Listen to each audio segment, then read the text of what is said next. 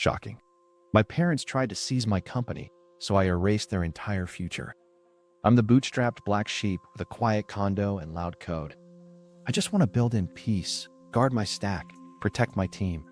My parents and golden brother filed to declare me incompetent and grab everything.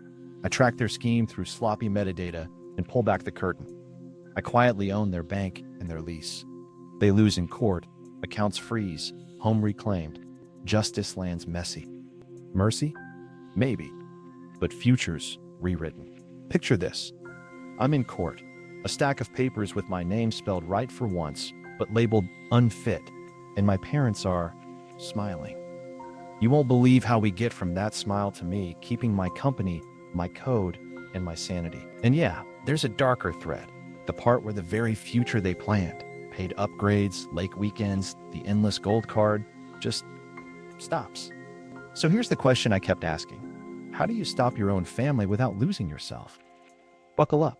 Let me tell you how we got here, how a fake doctor's letter fell apart under PDF metadata, how a 3 a.m. Slack message isn't a diagnosis, and how a bank can whisper, no, so softly your entire lifestyle just fades out. We'll rewind, hit the betrayal, then the receipts, then the hammer. And I promise, the payoff is clean. The feeling? Not so much. The lie they sold. So my family's brand is simple. My brother glows. I debug. He throws a golf ball and someone claps.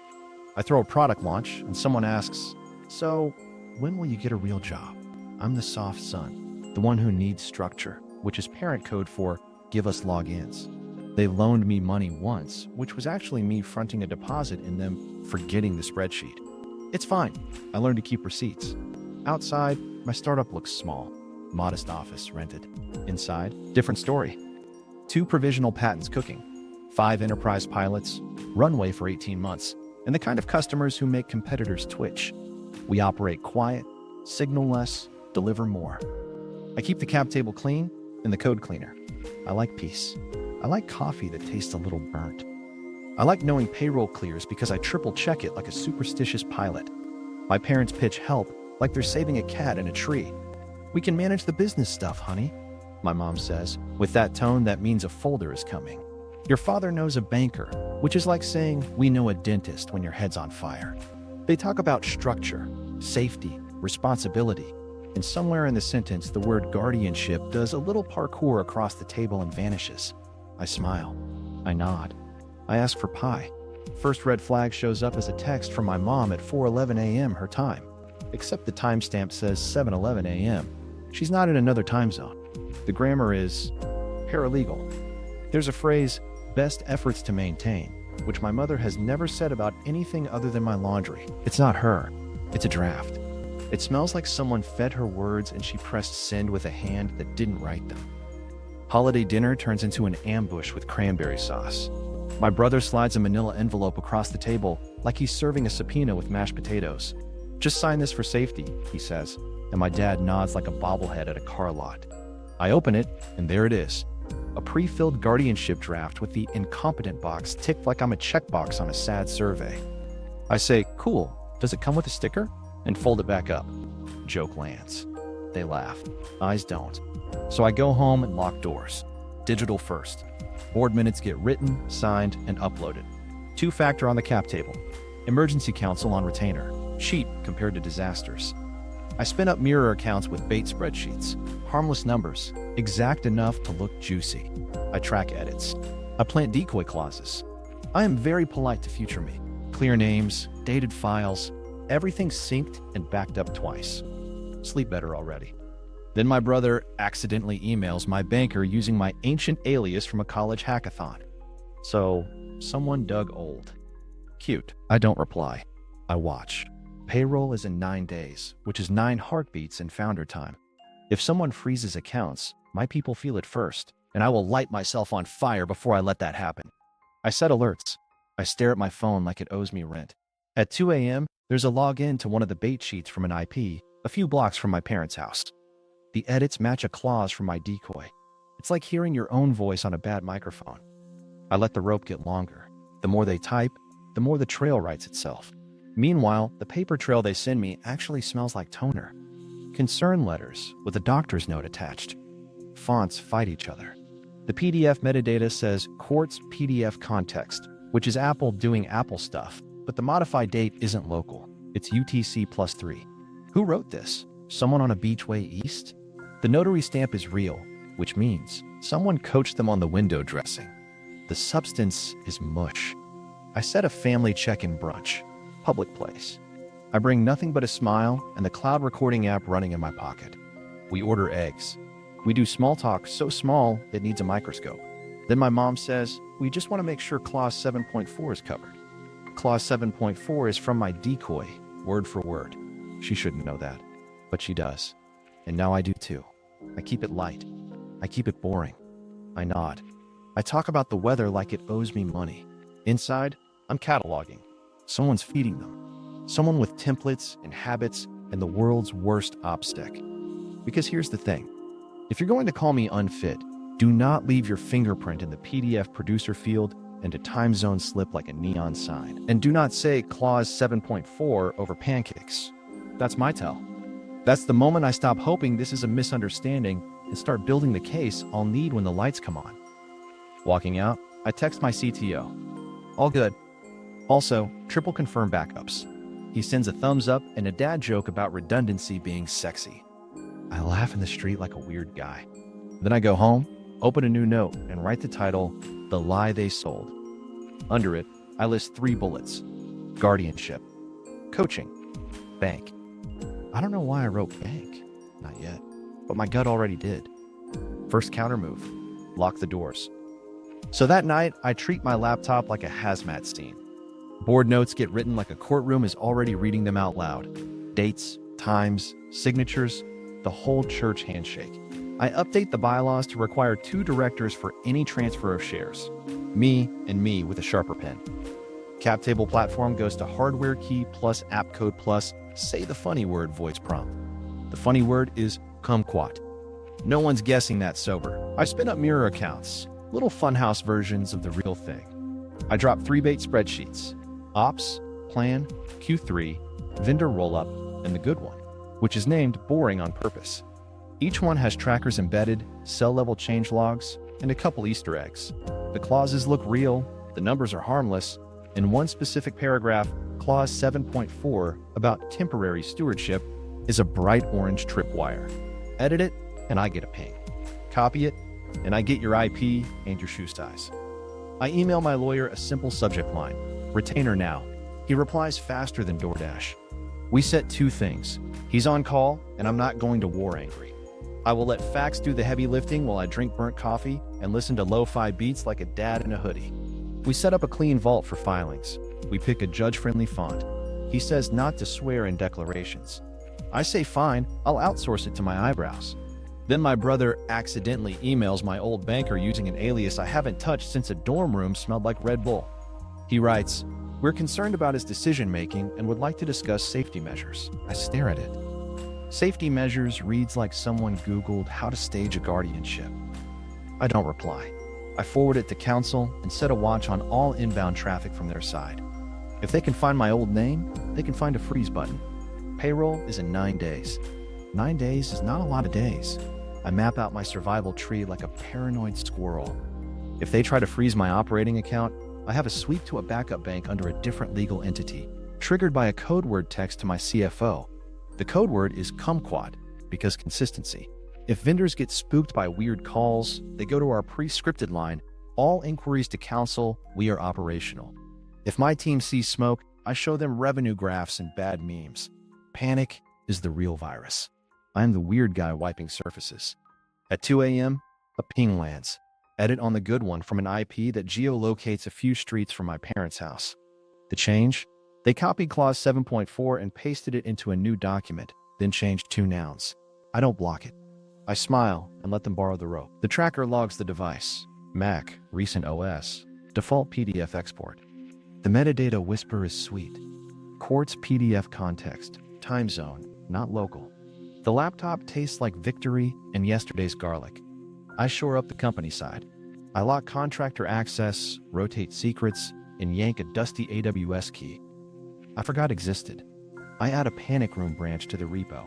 Frozen, read-only, vaulted off, just in case someone shows up with a court order and a smile. I ping my CTO. Test restores? He replies with a screenshot of a green wall. I send a heart. He sends a gif of a raccoon holding grapes. Morale is stupidly good. I schedule a standing 7-minute daily with the core team. 7, not 8. Fast, clean, boring on purpose. We stick to shippable work, block anything legal shaped from touching their sprints, and keep the vibe Tuesday with snacks. I tell them nothing and everything. We're solid, we're boring, we're grown-ups.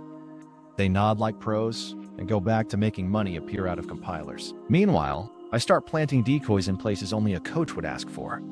I drop a doctor liaison packet that looks shockingly helpful and wrong, with 2 lines designed to sting if quoted. I put it in a shared link with no index. If it shows up in the wild, I know exactly who coached them and exactly how lazy they are. I am petty in a lab coat. My lawyer files a quiet letter to the court clerk saying, "We are aware of potential filings. We consent to expedited hearings, and we request that all ex parte orders be noticed to counsel." Translation: do not let them freeze my life while I'm sleeping. I take a shower so hot it resets my brain, then sit down and write 2 lists. One is what they think I'll do. Rage, rant, post. The other is what I'll actually do. Document, track, smile. I add buy plants because I heard plants lower blood pressure. I buy a fern. The fern judges me. There's a tap-tap of pings through the next day. Someone with a male-merged soul keeps hitting my bait. They're editing dates to be earlier, nudging language softer, like they think the judge will be fooled by a thesaurus.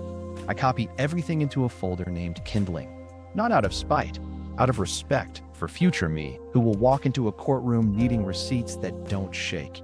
Every edit, every IP, every time zone hiccup.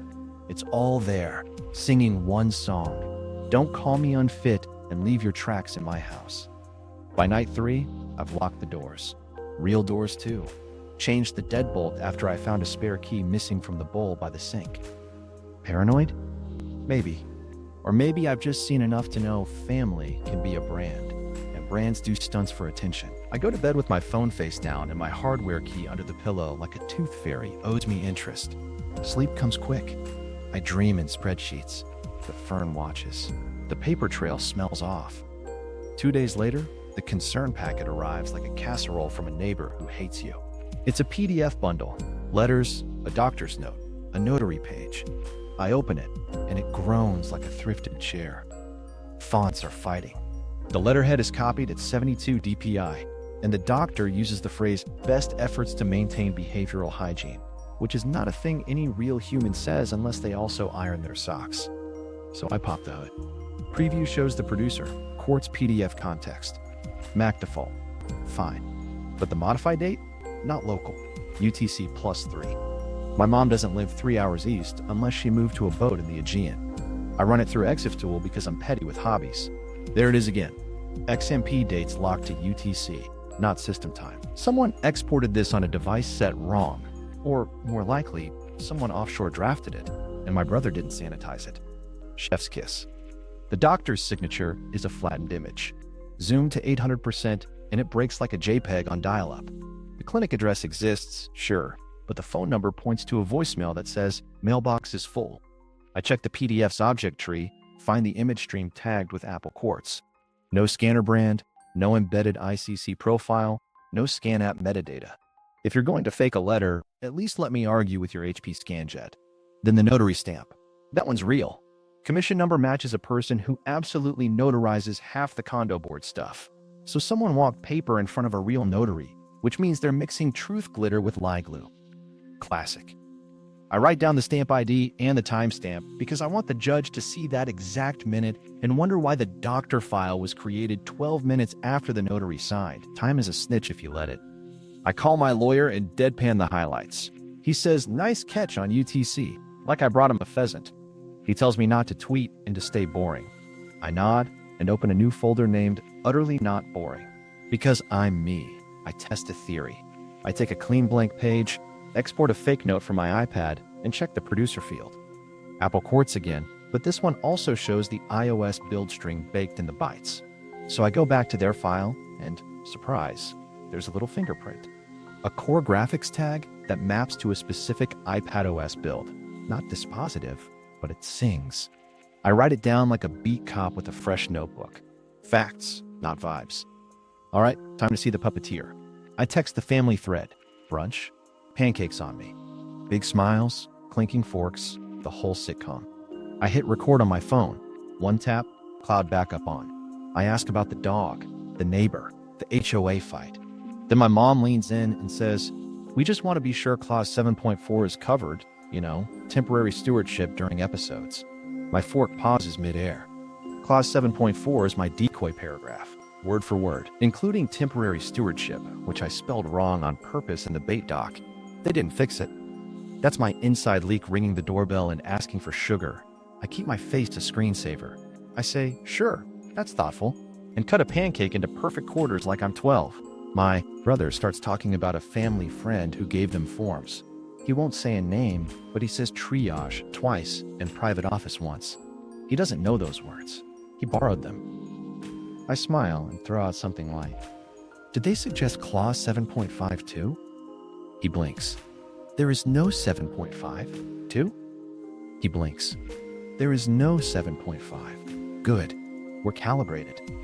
After brunch, I walk the long way home and talk to my notes like a podcast no one asked for. Who's feeding them? The time zone screams offshore paralegal or someone traveling. The notary is local. The email headers from earlier hit Office 365. I file a preservation letter to the family friend alias they used in an earlier forward, asking them to hold all communications. My lawyer laughs when he sees the headers I saved. "You and your received lines," he says. "They're breadcrumbs," I say. They don't lie. Back at the condo, I line up the pieces. The bait text shows up in Mom's mouth. The doctor letter's a cut and paste on an iPadOS build, not hers.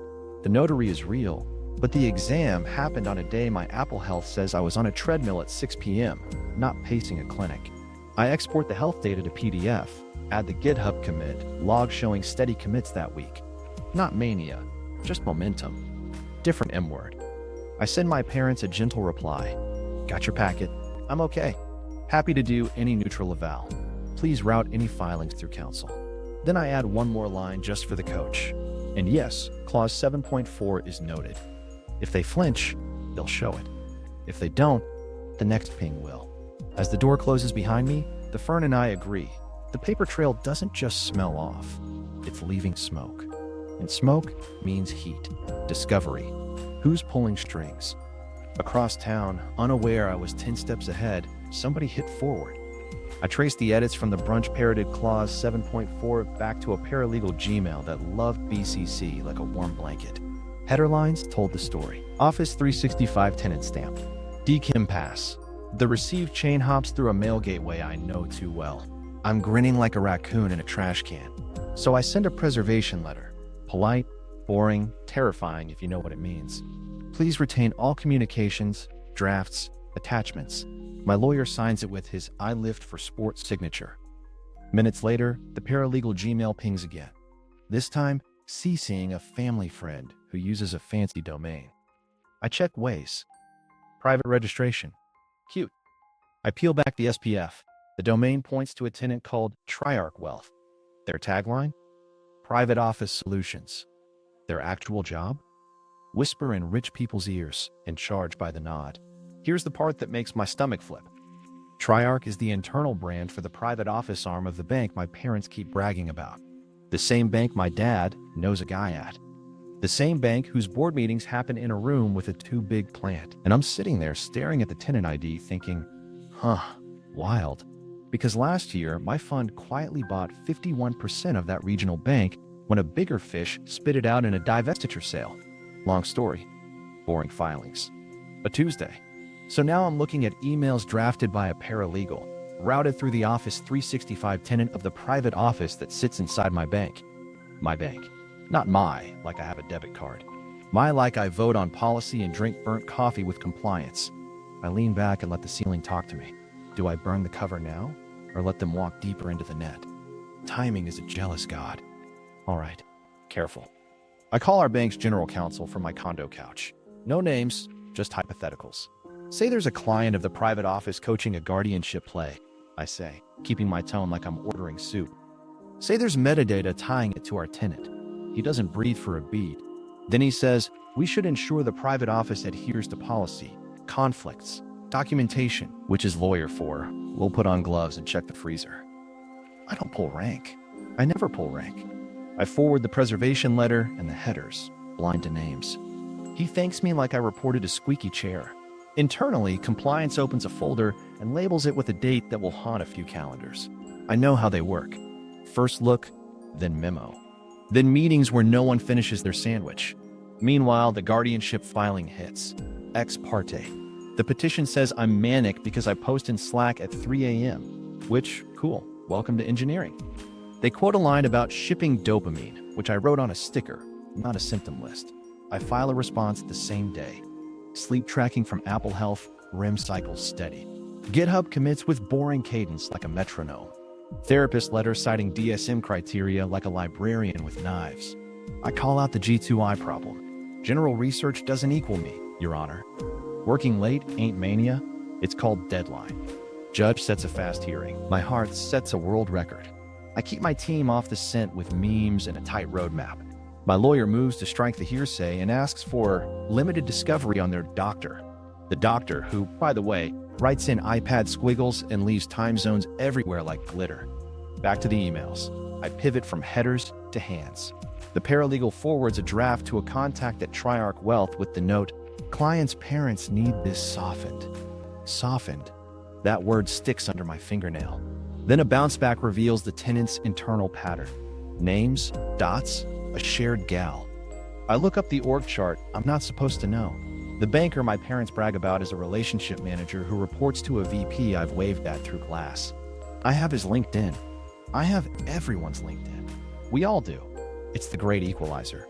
I run one more check on the so-called doctor's letter. Metadata says the PDF producer is Apple Quartz, but the XMP has a date normalized to UTC, which certain PDF-A validators force. Big Faceless Library has that changelog note about dates getting normalized, which means the file probably went through a tool someone thought made it legit. They tried to scrub it and accidentally told me more. Bless. So here's the fork. If I walk into the hearing and say, surprise, I own your banker, I win the scene and lose the war. They'll scream conflict. They'll cry unfair. They'll try to move accounts before I can blink. If I wait, I can build a wall of policy, AML reviews, and very boring memos that hit like anvils. I breathe, slow and low. I let them step. I send one email to myself, do not gloat. Then I send one to the bank's board chair.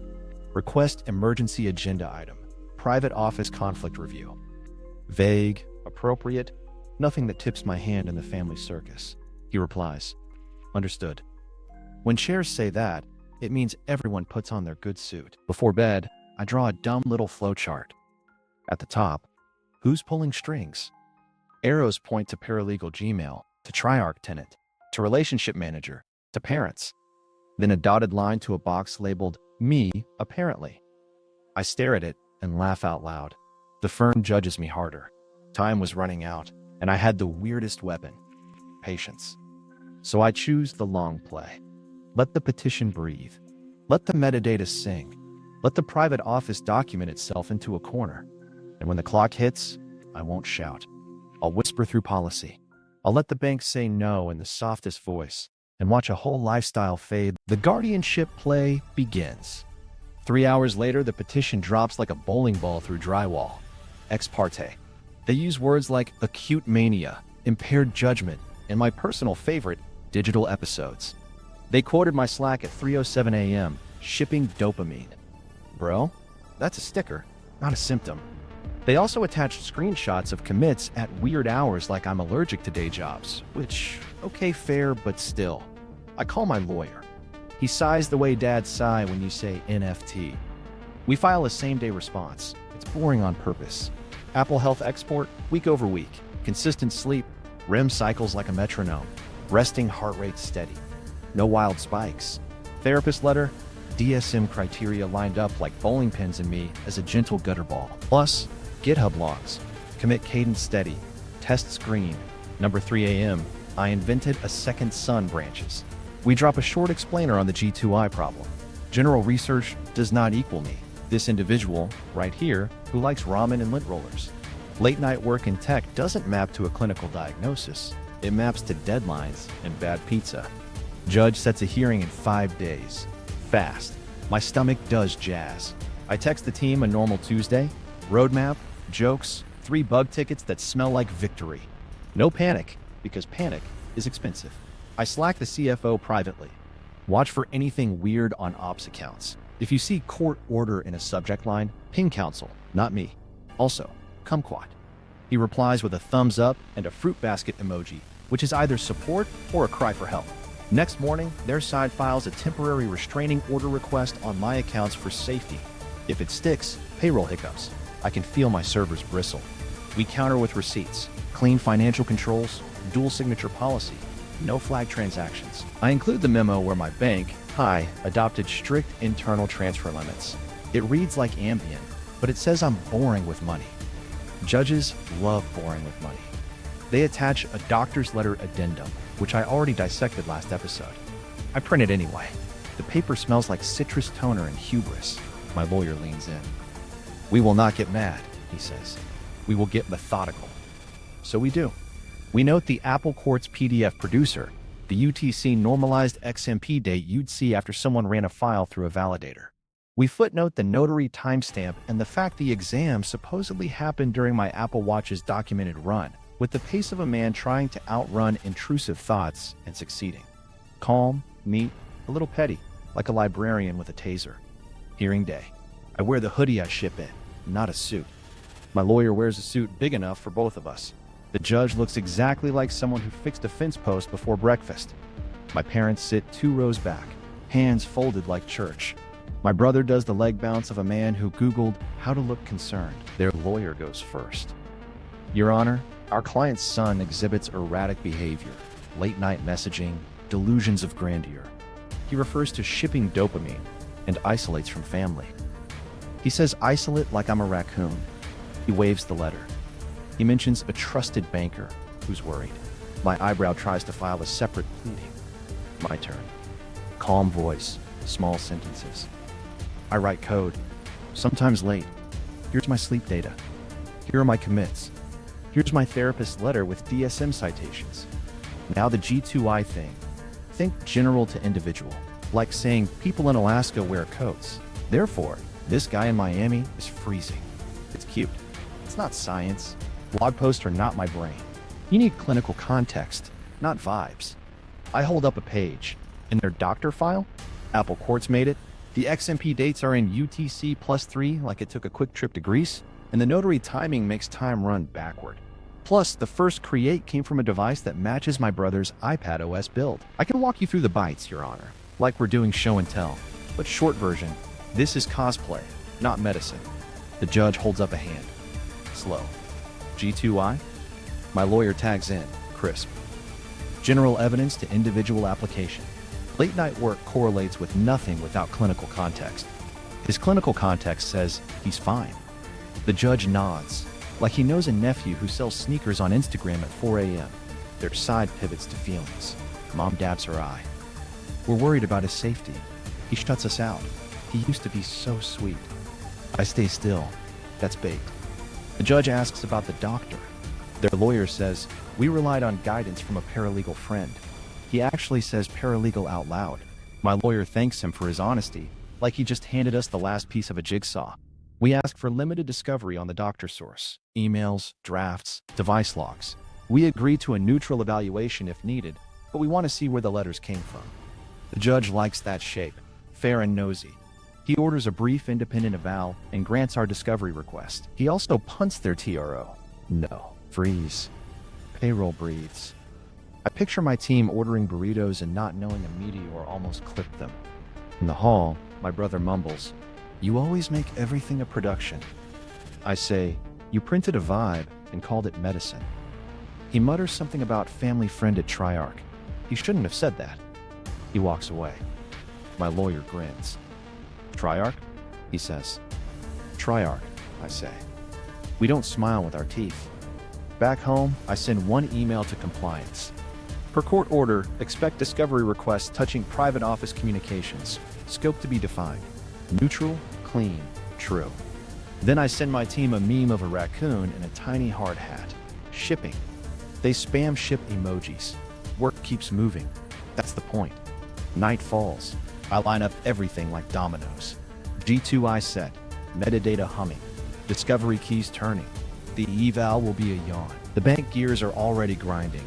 Quiet and slow, which is the loudest sound in finance if you've ever had a lifestyle on autopay. I turn off the lamp. The firm approves.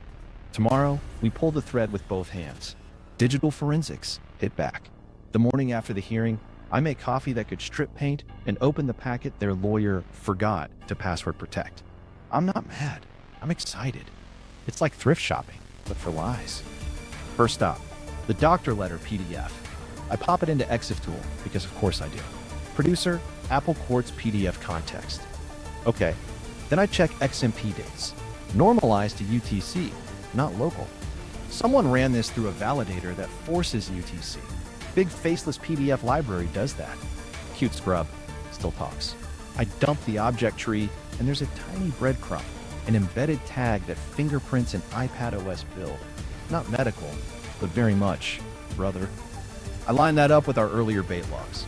The paragraph he stole, clause 7.4, is in this file with my planted misspelling. I circle it like a kid with a red crayon. Then I grab the Wi-Fi logs from a backup at the lake house. The SSID name has been the same for years, Golden Nest. On the night the doctor draft was created, that SSID lit up with a device handshake 2 minutes before the first save.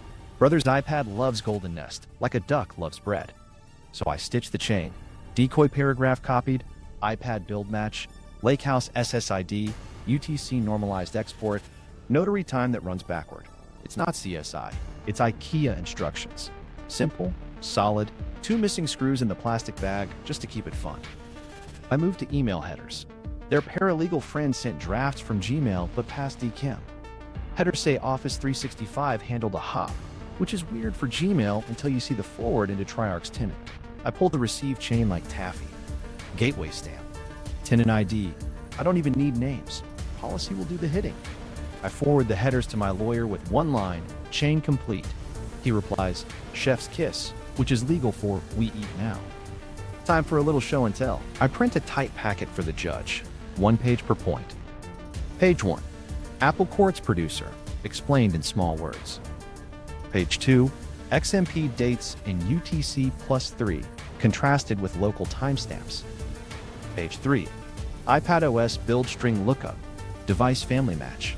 Page 4, Wi-Fi SSID association with MAC addresses from the Lakehouse router logs, tied to brother's Apple ID alias embedded in prior airdrop history. Yes, he airdropped the family dog photo as Brad's iPad. Yes, I saved that. No, I don't feel bad. They pivot in court, of course.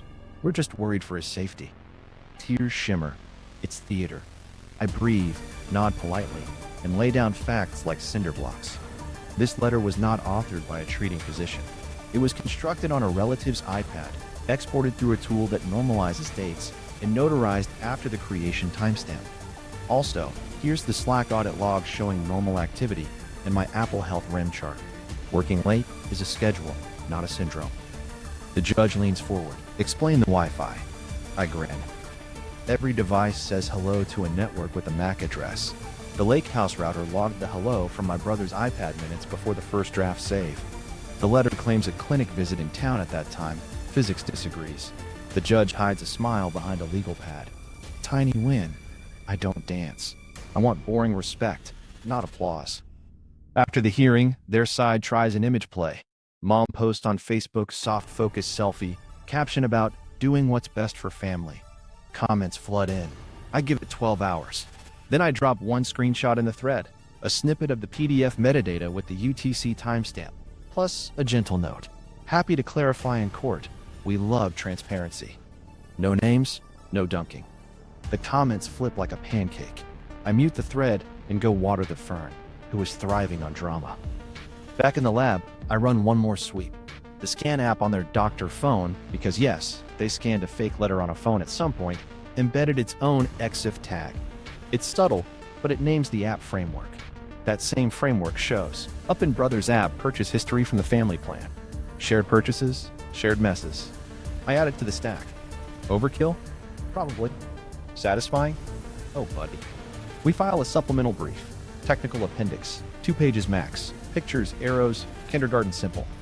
Judges like clear. Lawyers like precise. I like receipts. I staple it with a smile like a dentist with free floss. Their lawyer objects. Too technical. The judge shrugs. If you submit a doctor's note, expect someone to check the thermometer. Then I ask for something that sounds small and isn't limited discovery on their finances related to the concern. If they claim guardianship for my safety, show me the money they're moving for my benefit. Transfers, wires, consulting payments to shell LLCs. The judge nods. Narrow scope. Perfect. That's the zipper on the whole bag. While we wait, compliance at the bank pings me. Not as owner, just as concerned citizen with headers. They're opening an internal review. Words like policy adherence and conflict checks show up in the email, which is banking for everyone find your chair. I don't push. I let the machine hum. AML systems, once warm, don't cool fast. Night falls. I stack the packet on my kitchen table. It looks thin. It weighs a ton.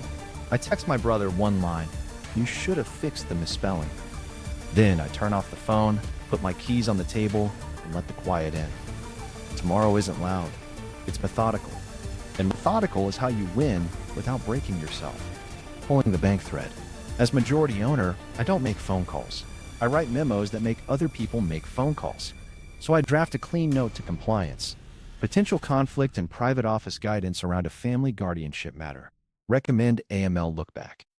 Boring words, big teeth. 2 minutes later, the head of AML replies with 3 syllables that mean siren. We'll review. I know their playbook. Transaction monitoring lights up first. Unusual wires tagged consulting, amounts just under thresholds, round-tripped within days. If you're going to launder bad judgment, at least don't use even numbers. The system flags a cluster tied to my parents' credit line and, surprise, a shell LLC with my brother's name hiding in the articles like a raccoon behind a trash can. Triarch shows up as the payee on a few advisory transfers. That's not illegal by itself, it's just tidy. Too tidy. Compliance kicks off a soft freeze. Not a public one, more like a velvet rope at a club. The accounts still work, but anything interesting takes a nap in manual review. Card swipe, then think about it. Like a full 30 seconds of on the POS. The waiter doing that little half smile. Everyone staring, and then decline. The machine starts asking questions. Purpose of funds, supporting docs, covenant checks. You don't feel it until rent autopay hiccups and your favorite restaurant says your gold card went pew-pew and died, but only after the whole table watched it try to load a personality. We file an internal suspicious activity report. I don't read it. Owners don't touch SARS. That's the rule. But I know the rhythm. Narrative, pattern, counterparties, recommendation. Once it's in, certain transactions enter enhanced due diligence, which is fancy for we put your money in a thinking chair. I sip coffee, which at this point is just flavored stubbornness. Patterns pop like bubble wrap.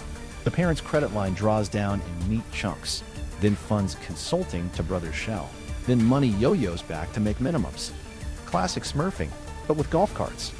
The use of funds clause on their line says home improvements and emergency expenses, not beta testing your favorite son's coup. That's a covenant breach flirting with a date. I pull the covenant book. I know it by heart because I helped write it. Negative pledge clauses, cross-default triggers, right of offset. Paper teeth that look dull until they're in your leg. I ping the credit risk team. Please review parental LOC for compliance with use of funds and DSCR trends. They reply with a smiley that's 90% dread. Meanwhile, the shell LLC's EIN ties to a mailbox in a strip mall. The invoices say strategy deliverables. The deliverables are 3-page PDFs with clip art. Oof, my mother's mortgage? Cross-defaulted with their credit line and a lifestyle card program tied to Triarch perks. One missed covenant, and the whole thing becomes Jenga in a wind tunnel. I check in with my CTO. Quick 7-minute stand-up.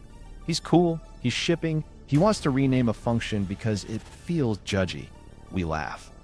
I tell him nothing legal. He tells me about a flaky test we crushed. Morale stays up. That's the job. Keep the code dry and the drama contained. Stakes check. Payroll in 9 days. Any freeze on my side hurts my people. So I draw a hard wall between their mess and my ops. Different legal entities, different banks, backups with tested sweep rules. I even run a live drill with the CFO, code word kumquat, funds Route B within 10 minutes. We hit 7. Proud of us. Raccoon hard hat meme goes out. Team laughs. Adrenaline leaks out my ears. Back at the bank, credit frames up the letter. Breach of use of funds.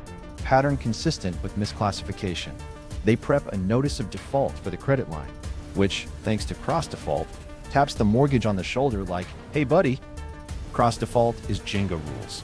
You wobble one block, the credit line, and the connected block, the mortgage, starts shaking too. If the line doesn't get cured, the mortgage isn't fine, it's also in trouble. I don't sign it. I don't need to. The board already approved the framework months ago when rates were normal and no one saw this soap opera coming. I asked legal to file UCC-1s on the collateral backing the line. Vehicles, boat, a few toys someone told themselves were assets. Perfection of interest moves us from please pay to that's our Range Rover now. The repo vendor texts a picture of a tow rig like it's a newborn. I send back, not yet. Process first. I'm petty, not reckless. My brother, sensing wind, tries a vibe shift. He pushes another consulting invoice through. The system sits on it like a broody hen. He calls the relationship manager at Triarch, the same guy who coached Soften the Letter. RM calls credit. Credit says policy. RM says client. Credit says safety and soundness, which is bank for we like our charter more than your brunch invites. I sign nothing. I nudge no one. I let the gears do the chewing. Correspondent banks start sniffing the SAR traffic, which means wires get a little extra sunscreen. The lifestyle card pings, then coughs. Auto pay for utilities bounces once, twice. The concierge number puts them on hold. Small humiliation stack. It's not cruelty. It's consequence wearing loafers. At home, I look at the flowchart on my wall and add a star next to covenant check. The fern gets a mist. I rehearse the line I'll use if my parents call, there's a process. Because there is. I built it to protect strangers. Today, it's protecting me from people with my last name. Cure letter goes out. 10 business days. Fix the breach, explain the wires, unwind the shell, restore covenants, or we escalate. It's simple math, wrapped in polite paper. My phone stays face down. I make dinner. Eggs, toast, jelly, cheap, steady, boring. And quietly, a lifestyle that ran on glide just stops gliding. The dark side reveal. The discovery order hits, and their email dump shows up like a garage sale. Half junk. One box labeled, don't open. So of course I open it. Inside, threads between my brother and a project lead at my biggest competitor. Subject line, family trust opportunity. I blink. Family, trust, opportunity.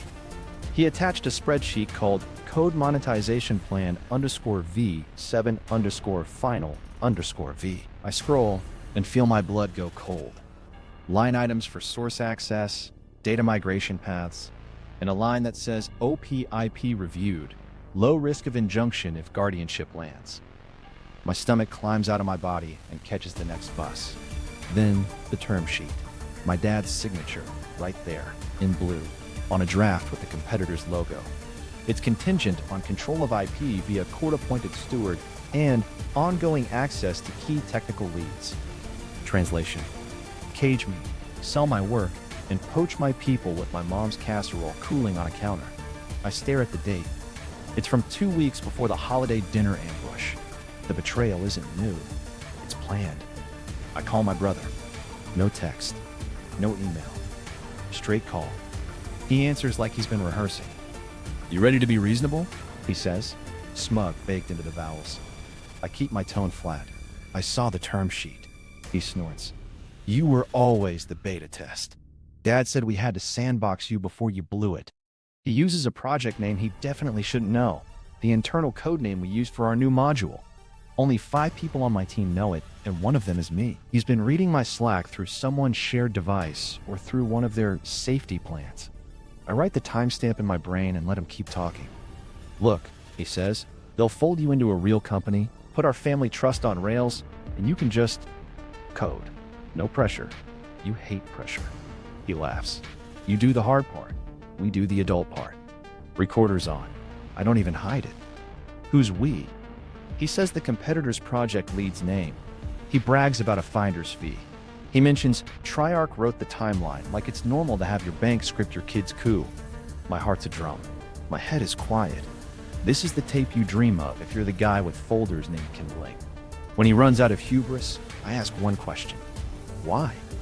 He goes soft. Because you never let us in. I let it hang, then I flick one match. By the way, that Dr. PDF? Cute. The timestamps are in UTC +3. You make that in Athens now. Or did your paralegal forget their time zone? Silence. I can hear his brain. Buffer? Also, next time, don't export through a validator that normalizes dates. It snitches. I hang up before I say something bleeding. Then I slide my phone onto the table and stare at the wall like it owes me rent. I forward the call to my lawyer and attach the term sheet with my dad's signature. I keep it short. We confront in court, not at dinner. Then I brew coffee I don't need and open a fresh note. How dark do I go? Because here's the line.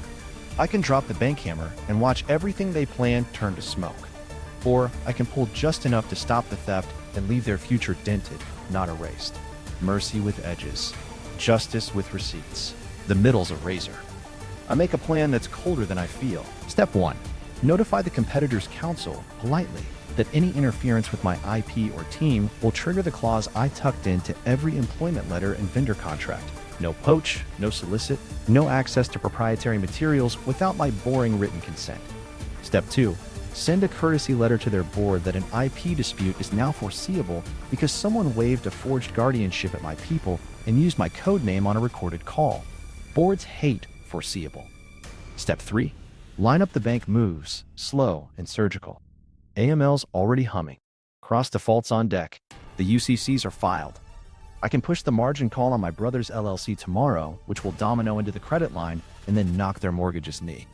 In 3 days, the repo guy will send me a selfie with a boat and a Range Rover crying in a parking lot. If I do that, it's not just a lesson. It's an erasure. I walk. No podcast, no phone. Just sneakers, cold air, and the sound of me trying not to be my worst impulse. My therapist's voice runs a loop. You can do hard things gently. Sure, but gently doesn't mean softly. It means clean. Back home, I draft 2 emails and leave them in drafts. One says, stop now, sign a real apology, repay what you took. Therapy weekly, no access to my people. I'll forbear for 12 months. The other says nothing. It's a scanned notice of default and a calendar of asset sales. Both are true futures. I can pick. I look at the term sheet again, at my dad's neat signature on a plan to muzzle me and sell my code. My chest hurts in a place I don't have a name for. This is where it gets dark. Not movie villain dark, ledger dark, policy dark. I slide the drafts into a folder called Edges. Then I call the bank chair and ask for an emergency board session. He says, understood. I hang up and set my phone down like it's heavy. I tell the firm, retaliation. Tomorrow. The bank hammer drops. It doesn't answer. Emergency board call. Doesn't have 7 a.m. Camera's on. Face is tight. I keep my voice flat. We have a private office conflict intersecting a guardianship abuse. Also, AML flags on related party flows tied to a client family. I don't say my last name. I don't have to. I drop the deck. Headers, timelines, covenant breaches, and the part where the doctor was an iPad with delusions of grandeur. General counsel goes first. Reputational risk, policy exposure, and a slide that says safety and soundness, like it's the chorus. Head of AML follows. Clustered round trips, threshold dancing, purpose of funds mismatch, and a narrative that reads like a quiet horror story. I add 1 page, cross-default map, mortgage, credit line, lifestyle card, brother's LLC margin. Everything tied like shoelaces you trip on later. We don't do drama. We do diagrams. The chair looks around. Any objection to full scope reviews, covenant checks, and collateral calls where appropriate? Silence. A nod here, a throat clear there. Motion passes. I don't smile.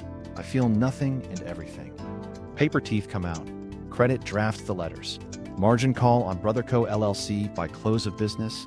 Show proof of liquidity. or we liquidate pledged assets. Notice of default on the parent's credit line pending cure.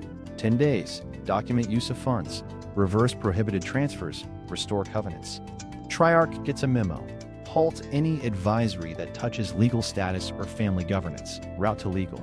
Private office staff get retrained today, not next quarter. Nobody says my name. Everybody knows. Compliance files the formal SAR. That flips a few invisible switches. Correspondent banks start peeking harder at wires. Anything cute gets a please hold while we think stamp.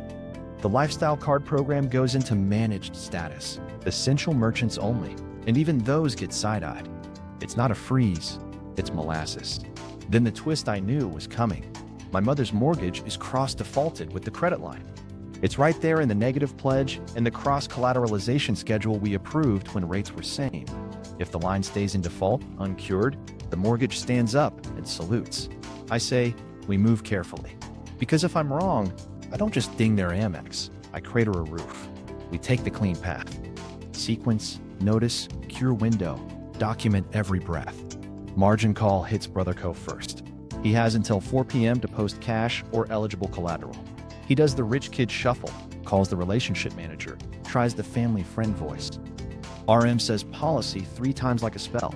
Brother tries to push a wire from the Shell LLC. AML says, cute, and sits on it in EDD. He calls again. The hold music is jazz. He is not a jazz guy. On my side, I call my lawyer. We are not gloating, I say. He grunts. We are not tweeting, he says.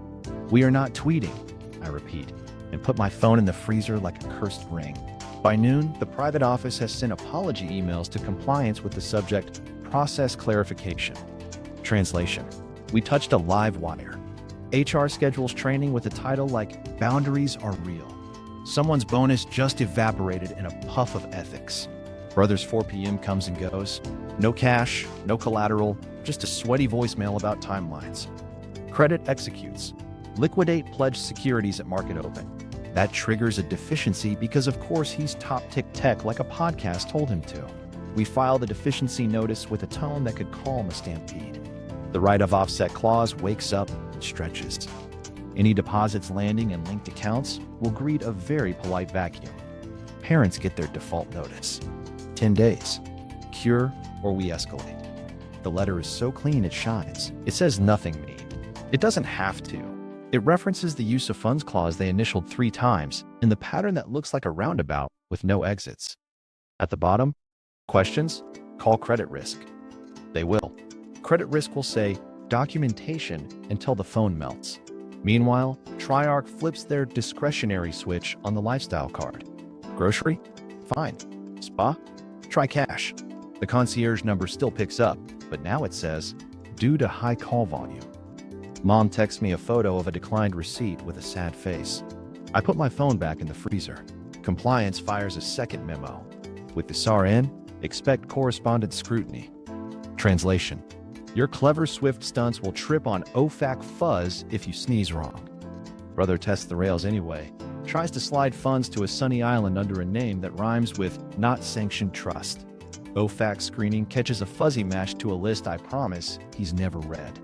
The wire lands in purgatory for manual review. He howls. I water the fern. Evening, the board reconvenes for 10 minutes. We certify the steps, document conflicts avoided, and lock the doors. I take a walk around the block and let the streetlights count me in. This isn't revenge. It's architecture doing what it was built to do. Hold when people lean on it wrong. Back home, I set one more tripwire. A gentle, boring email to the competitors' counsel. Notice of potential tortious interference and IP misappropriation risk. Attached employment covenants. No threats, just weather. 30 minutes later, their GC replies, we're out. Air leaves my lungs like I'd been holding it since childhood. I sit at the table, keys in a neat line, and stare at the cure dates on a calendar. If they meet them, mercy has edges. If they don't, the next letters write themselves. Either way, the hammer already fell. It didn't make a sound. It didn't have to. Property and paper, the unraveling. Day 2 after the hammer, Triarch quietly flips the fun switch off. Their lifestyle card tries to buy brunch and just says nah. The waiter does that small, mean smile. Mom texts a photo of a declined slip with 3 question marks. Autopay for the penthouse utilities pings, retries, pings again, then gives up like a tired Roomba. The concierge app logs her out. It's death by 1,000 polite emails. Therefore, the landlord, me, via a sleepy holding company, issues a cure or quit on their penthouse. It's not a threat, it's paperwork with a clock. Past due rent, late fee, cross-default reference, cure window spelled in bold. The letter is so calm, it's creepy. I slide it into certified mail and don't look at my hand shaking. UCC bite lands next. The repo vendor finally gets the green light. He texts a picture at dawn, the boat strapped to a tow like a beached ego, and the Range Rover sighing onto a flatbed. Lien perfected, assets collected, he writes, like a haiku. I nod at my phone like it passed a test. Weekends used to be for lakes, not this one. But Mom tries a PR attack. Facebook post, soft filter. We did our best to protect our son. Someone from church comments, praying. Someone from Pilates comments, so brave. I give it a day. Then I drop one clean screenshot in the replies. The PDF metadata pane with the UTC timestamp and the Apple Courts producer line, plus one line of text, happy to clarify in court, transparency helps. No dunk, no names. The thread flips. The Pilates friend edits her comment to, oh. I mute and go buy more plant food. Competitive tension is real. Public image against private ruin. I stay measured. Every urge to gloat gets fed to the fern. I let the court be the stage. Because payoff is coming. We get the order. Guardianship denied. The judge cites fabrication and procedural coaching by non-medical parties. He also orders fees paid to me, which is the legal way to say, don't waste my Tuesday again. My lawyer smiles with only his eyes. I breathe for the first time in a week. New loop. Do I still push the last button? The cure window ticks. Their inbox fills with documentation requests. Brother calls the relationship manager, tries the we're family angle. Policy hums back. Meanwhile, the competitor's GC sends a very prompt, very clean note. They're disengaging from any talks related to my IP. My stomach, which has been doing CrossFit, sits down. Across town, the penthouse doorman starts treating my parents like neighbors, not patrons. He still opens the door. He doesn't fetch packages. Small status shifts are allowed if you live on status. The elevator key misbehaves for their floor because the management company, me, tightened access pending cure. Mom calls me. I let it ring out. Not cruel. Boundaries. Inside my condo, I stack letters in 2 piles, Mercy and Math. Mercy says forbearance if they apologize, repay, get therapy, stop calling my team. Math says escalate on day 11, file unlawful detainer, proceed with asset sale schedule. I stare at the piles like they're tarot. My therapist's voice shows up again. You can be kind and firm. So I write both drafts cleaner. Brother, of course, pivots to swagger. He emails my CFO from a spoofed domain that looks like my handle if you squint at midnight. Please wire $250,000 to settle vendor issue. Subject: urgent. The header is a mess. I trace it in 30 seconds, call him live, and play the recording from his brag call about the term sheet. Silence. Then, that was out of context. I say, you spelled my code name right. He hangs up. I log it, then send my CFO a raccoon gif wearing a badge. We're fine. The House of Cards keeps losing cards. Triarch cancels the lifestyle concierge perks entirely pending review. The utilities want deposits. The Range Rover's app shows vehicle and transport. Dad texts a single line. Was this necessary? I type, you signed a term sheet to sell my code, then delete it and write, there's a process. Send. Block. Unblock. Block again. I'm not a saint. I'm a human with a very talkative amygdala. Court mails hit their mailbox like coupons. The fee award. The order denying guardianship. A notice of the limited discovery findings, including the part where the doctor is a vibes machine with an iPad. Their lawyer sends a letter with regret 3 times. My lawyer replies with receipt twice. We're minimalist poets. Cure window day 8. Partial payment from a cousin appears. AML parks it, asks for source of funds. It's not punitive, it's rules. Day 9. Brother tries another offshore hop. OFAC fuzzy match puts it in the penalty box again. He leaves me a voicemail that starts tough and ends quiet. I don't press play twice. Day 10. They send a letter. Not public. Handwritten by my mom. We're sorry. We went too far. We were scared. I sit with it. I remember pancakes and clause 7.4. I remember my dad's neat signature under a plan to put me in a box. I also remember being a kid who wanted someone to pick him up at school on time. Mercy Pile gets one more look. So here's what I do. I email the forbearance terms. 12 months, apology on record, repayment schedule, therapy receipts, no contact with my team, no access to my IP. Any violation and mercy evaporates. They have 24 hours to sign. The landlord letter pauses if they do. The repo is already done. That stays done. Boundaries with receipts. The clock runs. The fern watches. The bank hums. And the life they built on my silence quietly, cleanly, clicks into a new shape. Not vengeance. Consequence. The door to the penthouse doesn't swing as easy now. The court file has my laughable hoodie in it and a judge's signature under the word denied. I don't feel good. I feel right enough. The choice. Mercy with edges. So I sit with two futures open on my laptop like tabs I can't close. One is math. One is mercy. The math tab is clean. Escalate on day 11. Unlawful detainer filed, assets liquidated. Deficiency pursued. Every clause doing push-ups. The mercy tab is ugly but human. Forbearance if they sign what they never say, sorry, and pay back what they stole while sitting in therapy once a week with their phones outside. I draft the offer so simple a tired judge could nap on it. 12 months. Apology letter on record. Full repayment schedule with auto draft.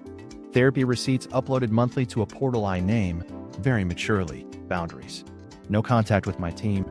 No comment about me online. No access to my IP or premises. Violate any of it.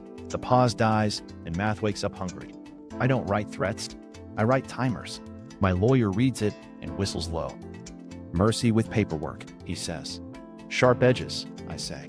He asks if I'm sure. I'm not. But I hit send anyway because I don't want to be the story where a son turned into a buzzsaw and called it healing. Brother answers first, because of course he does. Hard pass, he writes. You're bluffing. Also, consult your family before you nuke them. He tries to route money offshore again, like the last two OFAC fuzzy matches were a fluke. The Swift message hits a sanction lookalike, flags 50% similarity, and faceplants into manual review. He replies all to no one with a screenshot of payment pending and 3 laughing emojis. I picture compliance sipping coffee and circling his name on a whiteboard. I act. I send a recall request on the wire, pure process, no flourish. The correspondent bank pauses the hop, pulls the funds back to the origin, and thanks to that neat right of offset, the refund meets my bank like a Roomba meets a wall. It bounces straight into the margin hole. Brother calls the relationship manager and gets jazz again. He texts me, "You did this." I reply, "Policy did this." Both are true. My parents go quiet for 6 hours, then send a PDF. It opens to a typed apology with the kind of grammar that makes me think they actually sat still. They name the lie. They say guardianship without air quotes. They say the word stole. There's a second page. Repayment plan signed, dates that look like rent checks. I zoom in on my mother's name and feel something tear and restitch at the same time. So I sign the forbearance. I pause the eviction clock. I mark the default, held in abeyance pending performance. I don't unwind the repo. The toys were collateral, and the repo is the bruise that heals slower on purpose. My lawyer files the stipulation with the court that fees are paid on schedule. The judge initials it like a man who fixed another fence post. Brother refuses. He sends a voice memo dripping sunscreen and contempt. You can't run a family like a bank. I don't reply. I push the next button on his stack. Notify his custodian that his pledged assets are in liquidation, deficiency pending. He sprints to a crypto exchange, tries to on-ramp cash. The compliance bot there has jokes too. His KYC dings discretionary income in decline, ties to a high-risk correspondent, and shoves him back to fiat like a bouncer who recognizes your fake ID. Moral tension hits like a stomach cramp. Am I saving them from jail or saving face? If I let the offshore money land, it's an AML mess with criminal frosting. If I trap it and offset it, I'm either the villain with a conscience or the adult in the room. I pick adult. I'd rather be boring and right than epic and wrong. I tie one last bow. a firewall for me. I move my bank majority into a trust with an ethics charter that locks me out of day-to-day. If anyone accuses me of puppeteering, they can read the charter and a date stamp that says, "This isn't my personal joystick." The bank keeps its spine. I keep my head. Parents sign therapy releases that only show attendance, not words. Good. I don't want their insides. I want receipts. They call once, together. "We'll do the plan," my dad says, voice sanded. My mom adds, "We're sorry." I say, "Okay, pay on time." It sounds colder than I feel. Warmth is for later, maybe never. Boundaries are now. Brother doesn't stop. He tries a spoof on my CFO again from a fresh domain. I forward it to our favorite agent in cyber fraud who owes me a coffee. Not criminal charges, just a gentle visit where someone says unauthorized access in a voice that makes men suddenly love compliance. He goes quiet. The forbearance portal dings. First payment received. Then a second, smaller. "We sold some jewelry" note. I don't reply. I read, archive, breathe. The penthouse elevator key works again. One floor only. Quiet, like an apology. The Facebook chatter fades. The fern thrives. And I sit with the choice I made, hating parts of it and still knowing, yeah, this is as kind as the truth lets me be. Final reckoning. The golden child falls. Bank opens. Brother's pledged portfolio closes. Traders do their little finger dance, and his tech-heavy longs sell into a market that woke up cranky. The fill prices are bad, the slippage is worse, and the hole left behind is a shape only deficiency can fill. Credit fires the notice. He reads it 3 times, like the 4th one will say, "Just kidding." It doesn't. Therefore, the repo ripple hits shore. The boat's already gone. The Range Rover, gone. His smug golf cart with the underglow. A man with forearms like bridge cables loads it, takes a photo, and sends it to a number that is absolutely my favorite vendor. Brother texts me a skull emoji, then a paragraph about humiliation. I reply with one word, covenants. The rival, meanwhile, gets my nice letter about IP and tortious interference. Their GC sees foreseeable dispute and starts deleting calendar invites like they're on fire. Within an hour, he emails my brother a sentence that reads like a door closing. "We are no longer moving forward. Goodbye term sheet. Goodbye finder's fee. Goodbye slide deck with clip art." But he tries one last hack, because of course he does. A spoofed email to my CFO, new domain, same trick. Subject line screams, "Urgent vendor wire $180,000. Bless him. He even wrote, "Per my last email," which is a nice touch for a fake person. The header's a yard sale. I trace it in under a minute. Rented SMTP, cheap DNS, no DMARC, and a bounce path that points right back to his apartment router. I call him. He answers with a smile you can hear. "Hey man," I say, like we're ordering nachos. "Got your invoice." He laughs. "Finally listening to reason?" I hit play on the recording of him bragging about the term sheet, the sandbox, the code name. The silence on the line is a story. Then a small, weak, "That was out of context." It was literally the context, I say. "Also, your SPF record is trash." He hangs up. I send the spoof to our bank's fraud team and CC my lawyer. Not for charges. For a file named "Why We Don't Reply to Vibes." 10 minutes later, my CFO pings me a raccoon gif with a tiny badge again. We're fine. Stakes peak like a bad EKG. He calls my parents. I know because my mom accidentally dials me first, and I hear the beginning. "He took everything," he says, voice cracked. "Fix it." My dad says nothing for a long time, then tells him to read the forbearance terms he refused. They chose the plan. He chose Vegas. The chips were already house money. He tries the offshore hop one more time because superstition is stronger than experience. OFAC fuzzy match says the shell name looks like a naughty list cousin. Manual review pins it like a butterfly. He yells at a call center guy who did not sign up for this family drama. The funds drift back on a recall. Offset meets them like a vacuum under a couch. Gone. He shows up at my condo. Hoodie, sunglasses, last season swagger. He buzzes, holds the intercom button like that helps. I let him stand there. Boundaries are boring on purpose. He texts, "We can fix this if you act like blood matters." My thumbs hover. I type, I did. I chose not to have you arrested. Delete. I type, pay your deficiency. Stop emailing my CFO. Send. Across town, his life downsizes in real time. The gym says his card is managed. The private club moves his locker contents into a kind, labeled trash bag. The doorman who used to sprint now points. It's all very civil, which is worse, honestly. The world didn't end. It just stopped clapping. Luke closes in court too. We file the supplemental on the spoof, the rival's exit, the repo, receipts. The judge doesn't need it, but he likes a tidy file. Brother's lawyer asks for equitable relief, which is a brave way to say mercy for vibes. The judge blinks slow. Your client manufactured evidence and attempted to interfere with fiduciary operations. That's Judge 4. No.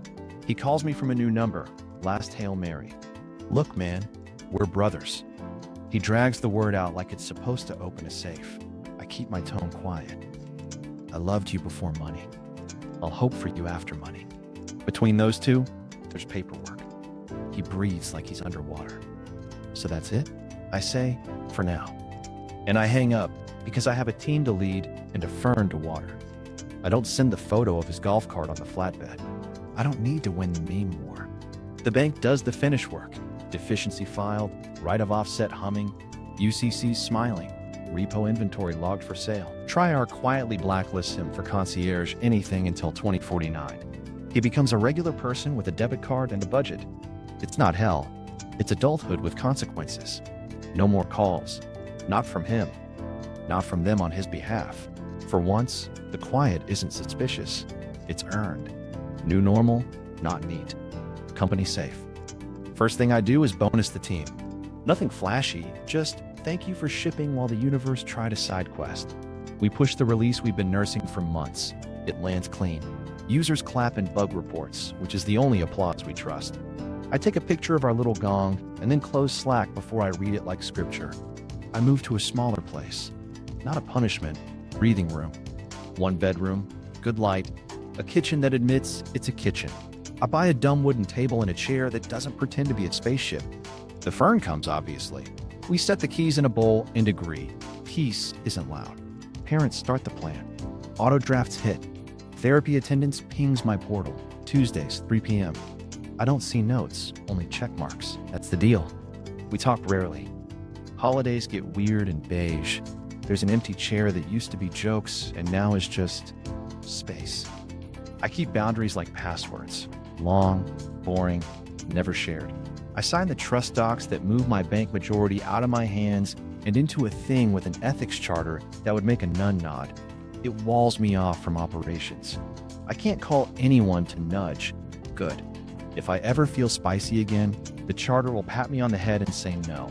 The bank gets a spine independent of my moods. That's adulthood, right?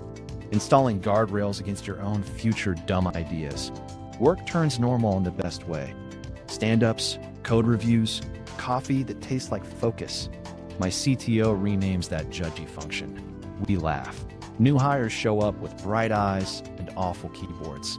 I tell a new PM, we don't do heroics, we do habits, and I mean it. Momentum over mania, always. I run in the mornings. Same loop, same playlist, same old guy with the hat who gives everyone a thumbs up like it's a civic duty. I sleep, real sleep. Dreams that aren't depositions. The therapist asks if I feel victorious. I say I feel like someone turned off a fire alarm that had been chirping for years. It's not joy, it's oxygen. My parents send a photo of a receipt once, handwritten, paid, thank you. I don't respond. I file it. The plan dings. Payment 3, payment 4. They're keeping promises I didn't think they could keep. I don't forgive. I don't not forgive. I just live around it. That's the part no one tells you. Winning is quiet and full of chores. I pass a fancy car on a flatbed one afternoon and feel nothing. Not victory, not loss. Just a truck doing a job. I think about the kid version of me who waited on a curb after practice. I want to tell him it gets better and messier and somehow okay. I don't have a bow. I have a calendar and a team and a fern that now needs a bigger pot. Do I think I went too far? Some days, yeah. Some days, not far enough.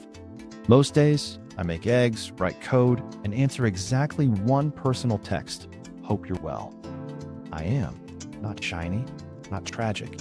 Just keys on the table, door clicks, the fern rustles, and the quiet finally feels earned. If you were me, where's your line? Mercy or justice? Drop your take in the comments. Hit subscribe if you want the next chapter where boundaries